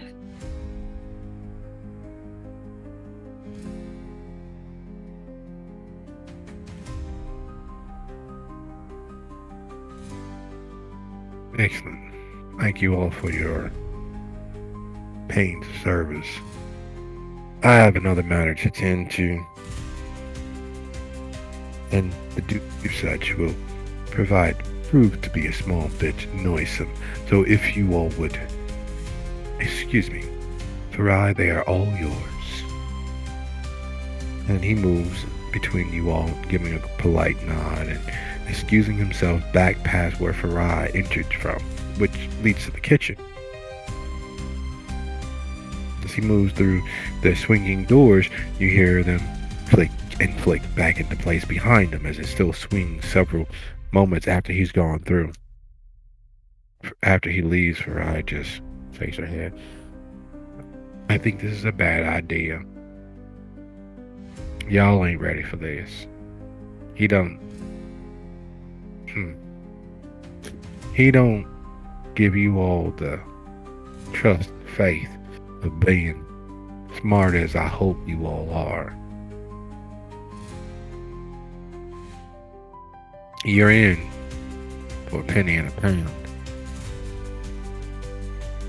But you all should know, this ain't just a party. It is literally the party. Only individuals of notice and acclaim have an invitation to this party. Now, if you think about that for a second, the veritable who's who in mortal and kindred society have been invited by the seneschal to a gathering that is elite and exclusive. What does that sound like to y'all? No, don't tell me. I'll tell you what it sounds like to me. It sounds like a coup in the planning. Tell you what it sounds like to me. Sounds like more trouble than you can shake a stick at. Sounds like to me, I should have bought more than that 500 pack of body bags several months ago. We're probably gonna need every last one of them. Just so y'all know what you've gotten yourselves into. The Seneschal newly elect is having a private exclusive gathering of influential mortals and influential kindred. You all are going into no small amount of danger, no small amount of kindred, and mortals who are smarter than the average bear. They will scrutinize you. They will notice you. They will catalog you. And many of them will outplay you so they can use whatever it is you bring to the table. Just so y'all know what y'all have gotten yourselves into. And with that, she removes one bangle and hands it towards Lorraine. Keep this on you.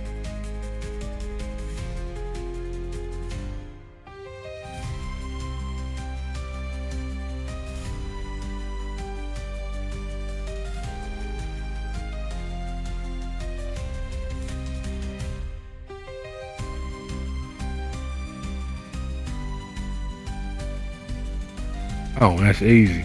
That's so I know exactly where you are in regards to distance and elevation and what have you. See, while we know that the invitations will lead you back here, there's been too much moon and moving through here that no one can account for. So they definitely is not going to be on the premises, but it's somehow connected with here. And we'd like to know where, so that if things and when things get as dangerous as we believe they are, we might best be able to make our way there as quickly as possible. You understand? And then she just takes off and she shakes her wrist, and you realize that each of those bangles have a stone, a jewel, a design etched into them, carved into them, affixed to them. Each and every last one is a precious stone of some sort. And she takes off another, she hands it towards Zim. Kyrie's over here thinking goddamn Tremere bullshit. And she goes down the line, removing a bangle and handing it off, making sure, and here's the part that you all would notice if you have a wits at 3 or higher, or a grand total of wits plus awareness of Yes. 5 or higher. She's matching the precious stone's color to your eyes. Each of the precious stones coordinate and complement your individual eye color.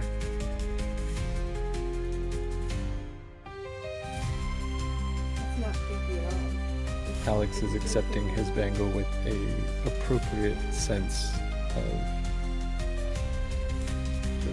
just slip the word, but he's accepting it graciously. It's almost like it's kind of a ritual that he's going through to accept this and put it on his left hand arm. Very aware of what it is and what's going on.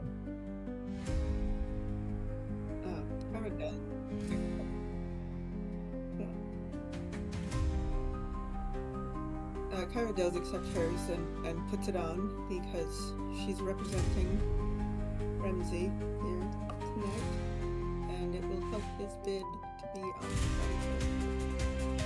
the Zim's It will. Zim is accepting because Good old he accepts Ramsey. this as part of the process moving forward, and he is observing and going along with it.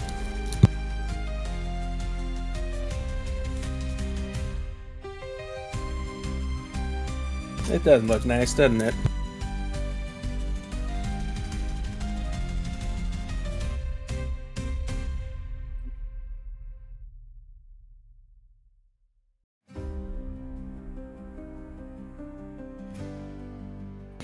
The Fortune, Devin. Fortune nods as she takes hers and puts it on. As Cry hands one to Devin. Devin kind of just rolls it through her fingers, not immediately putting it on. Just kind of swirling it. Keeping eye contact. Not intimidating, just studying.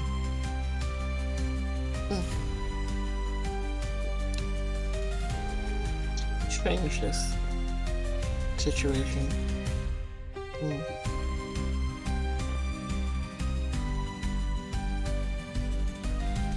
And instead of putting it directly on her body, she sticks it in her front pocket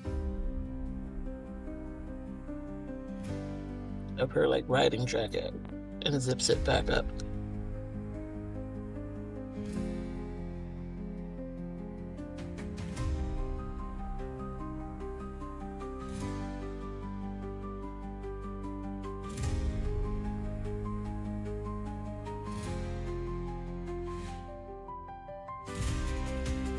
Of course it is. You know how you know how we warlocks are. We don't like certain colored shades of skin, nor certain genders of person, and we are always trying our absolute damnable best to lower the senses of every person we deal with. We are always up to something duplicitous and, well, you know how such things go. We're not to be trusted, and, well, either way, when this particular facet is done, whether it's completed towards success or if it is underserved, I would like my jewelry back. It does cost more than, well, it does cost quite a lot. There's a good deal of investment there. So I will leave you all, and she moves towards the door, crouches down toward the lock. Takes about 3.5 seconds, her hand hovering over the lock, and she unlocks it. I will leave you all to y'all night, because it's clear y'all have things to discuss amongst yourselves, and shouldn't be having those discussions in front of someone so odious as a warlock such as myself. But I leave y'all to y'all evening. Y'all make it, and the moment she begins trying to usher you all out, you hear a yowl of pain coming from the kitchen. Oh, looks like the meal has already started being served. I will leave you all to your evening. I suggest you all mosey on as quickly as you can to get on with the rest of your elite evenings and lives. Another yowl of pain. And the thing is, and this is the thing that you all notice only absently, kindred voices always sound different. There's something easily unsettling when a kindred speaks with their natural voice when they're unblushed.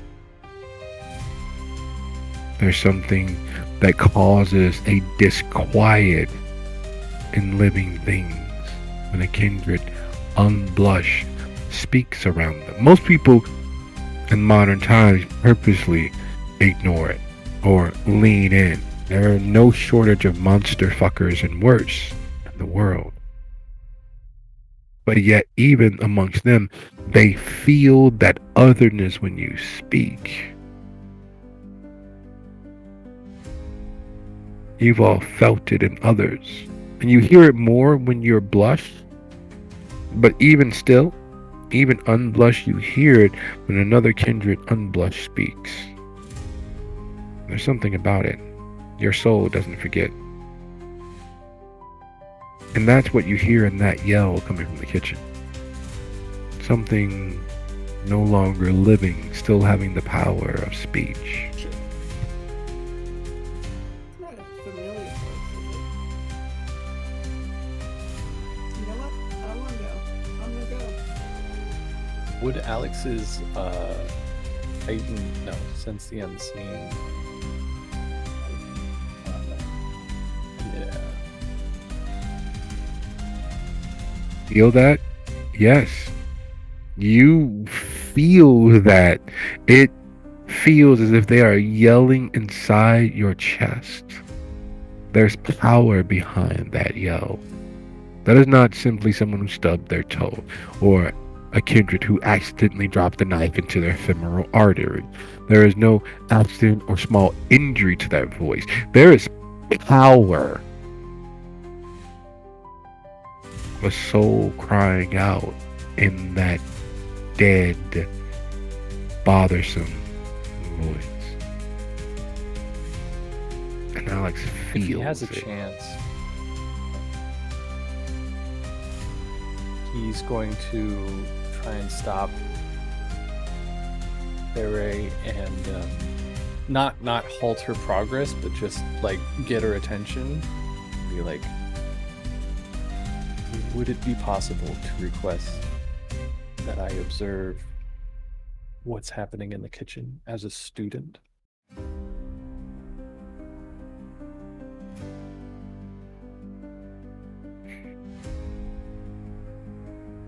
There, apprentice, if you're ready to go into the deep end, we will probably accept you. Now, here's the thing. You wouldn't happen to have any weapons, anything sharp, or anything that you might do great harm to you or mischief to yourself upon your person, because what you're going to see is something that's going to stay with you for a very long while.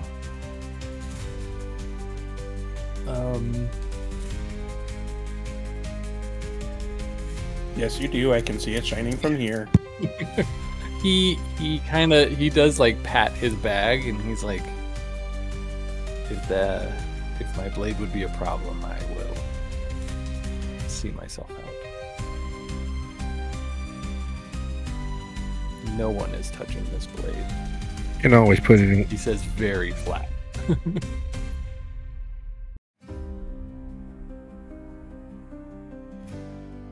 Well, you could always set it on the end of the bar over there. It's far enough away you won't be able to get to it before I drop you if you're intending some harm to yourself. And we can go ahead and introduce you to the individual who made this intelligence possible. Now, of course, you need to be on your best behavior and, greet with a smile or a wave, and don't introduce yourself because names have power. But otherwise, as a conscientious observer, I suppose it'd be more than fine. Now, remember, you are bringing this upon your own soul. There are some things, as I stated, that once they are seen and once they are experienced, they will not be unseen. But if you're brave enough, Yeah, that one. He another thinks better yowl of it. escapes from the kitchen. Maybe some other time.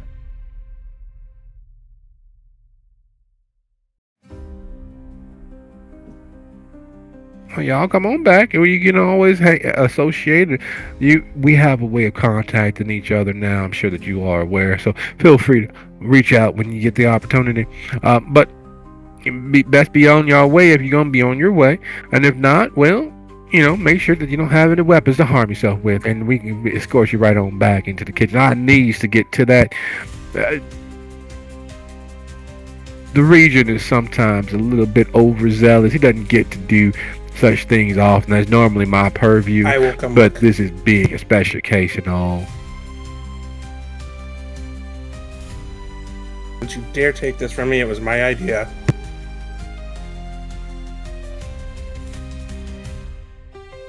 Devin's been down the hall a while ago. He's on her way out. Like, fuck all ya. Yeah, Alex is gonna leave. I will go of my own accord. No one else's. Done. If you don't want to know now, you won't want to know later.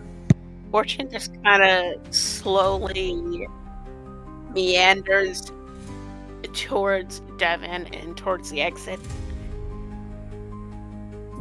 As the party splits up like a band in the hand, or like the Beatles, or the original Metallica, or Boyz II Men. Either way, the band separates. Them staying and stepping into the kitchen with the Scourge and Dusk, i.e. Regent Exposito. as everyone separates and goes their own way. So that we know where we start with Zim when we pick back up, would you be so kind as to go ahead and roll your composure plus resolve as Yes. high as you possibly can? And your humanity is 7, correct? Yeah, roll as high as you can. I will give you a mechanical hint and clue. Their humanity is not 7. I'm afraid I gotta duck out, guys. Have a good night.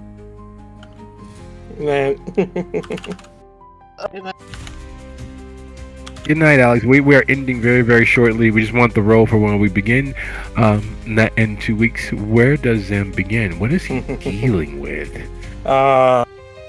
Was he successful? DC 3, 0. Was he successful? Okay. As high as you can. It is a rodeo. It is holding on for the seconds necessary to place.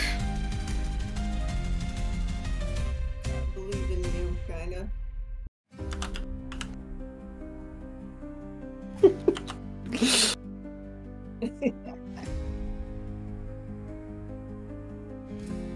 He loves ghosts. Yeah, but not watching someone become Oh, one. shit. Devin isn't bothered by it, but she's Oh, not shit. interested in whatever this Yeah. is. Ah, Shit. What's that? okay. All right. I rerolled that too. All right. Well, You love this shit. You're into it. well, we will begin next episode with Zim reeling and experiencing a unrealized destructive kink and an appreciation for the divestment of a personhood, as he not only witnesses but chomps at the bit to take part in an enhanced interrogation by the Tremere Regent Oh, and the Scourge of Hollywood. And on that note, as Zim realizes there's a depth to the depravity of himself that he had not realized, but now that he knows is there, is that kink he will always unenjoy himself over. Because knowing you have a kink is one thing, and knowing that there's no such thing as a guilty pleasure is another. And on the opposite end of that spectrum is where Zim finds himself. Because he really does not enjoy the fact that there is a depravity in him that he has heretofore not found. And there's a very good chance that short of becoming a spree killer, he will probably not find again. You could, become a scourge in training.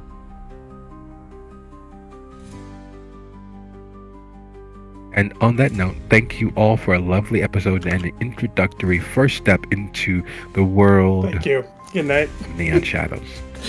Good night, everybody. You're welcome. Nice. Honestly, I'm Holy shit! Oh my god. I really love what a mess. Oh god.